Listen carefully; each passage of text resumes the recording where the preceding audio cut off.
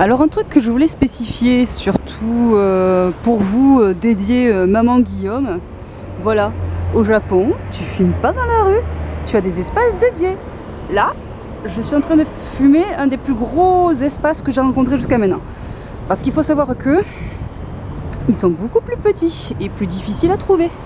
Voilà les petites zones fumeurs, voilà, ça c'est normal, ça c'est la logique, ça c'est cool. Et voyez, regardez, ils adorent les petits Français. Et pourquoi donc? Parce que vous avez la traduction en chinois, en coréen, en japonais et oh regardez, il est même pas en anglais, il est en français. Vous avez vu, hein, qu'est-ce qu'on est aimé quand même. On se demande parfois si on ne passe pas avant les Anglais ou les Américains, c'est dire.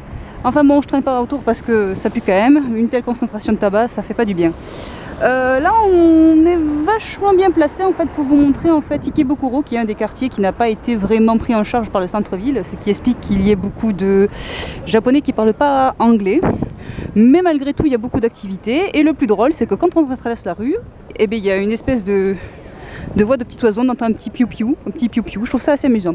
Là, vous pouvez voir ce qu'on appelle un homme sandwich. C'est des personnes qui portent des pancartes, qui font de la pub, hein, que ce soit dans n'importe quel magasin, hein, tout est bon pour faire de la propagande, hein, voilà, il n'y a pas de mauvaise honte, chaque chose a son utilité. On peut voir des grands magasins ainsi que des publicités à ce niveau-là, des entrées de Tokyo, donc comme je disais, l'homme sandwich, hein, il n'y a pas de souci.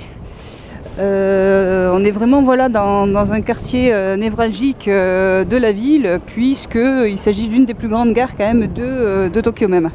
Voilà, mais après bon, quand on connaît un petit peu l'endroit, ça va. Alors il faut savoir aussi que l'endroit est très visité par les Chinois, ce qui fait qu'il faut s'attendre à ce qu'il y ait beaucoup de boutiques chinoises ou de langue chinoise. Alors là, comme on dit, pour moi c'est du chinois, mais je m'inquiète pas parce que quoi qu'on en dise, on finit toujours par s'en sortir, les gens sont gentils, voilà, c'est vraiment génial. Il y a beaucoup ce genre de magasins discount qu'on trouve en face là. Alors bon, comme je disais, oui, il ne faut pas avoir peur de la foule. Là, on est vraiment dans un bain de foule. Et encore aujourd'hui, je trouve qu'à cause de la pluie, il n'y a pas grand monde. Généralement, on a du mal même à se faufiler à travers les gens.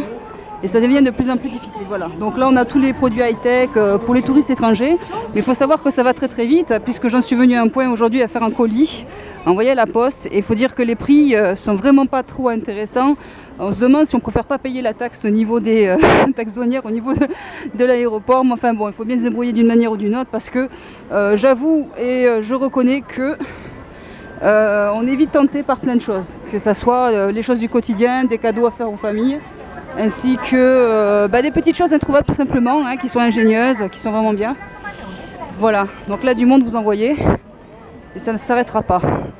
Voilà, les petits cafés, tout est convivial, c'est des choses qui sont dans les codes, c'est des choses qu'on ne verra pas forcément chez nous, mais je trouve ça toujours très impressionnant. Voilà, dernière courte vidéo, et puis bon, ces enseignes qui ressemblent un petit peu comme à ces avenues américaines, et qui pourtant représentent des petites boutiques. C'est pas aussi grand à laquelle on pourrait croire, quoi. Voilà. Donc les restaurants généralement sont soit dans les premiers paliers, comme vous pouvez le voir, ou bien dans les derniers, puisqu'on laisse le soin de laisser les boutiques en plein milieu. Voilà. Bon, après c'est pas si grand qu'on le prend, ça sont surtout 2-3 grandes avenues principales, des petites rues sous-jacentes, mais en dehors de ça, on s'y retrouve très vite. Voilà. Moi je vous laisse là parce que j'avais déjà fait une vidéo sur Ike. Mais pour moi c'était quand même un quartier représentatif. Je crois que c'est un de mes préférés parce qu'il est quand même bien aéré comparé à d'autres quartiers où c'est moins évident. Voilà.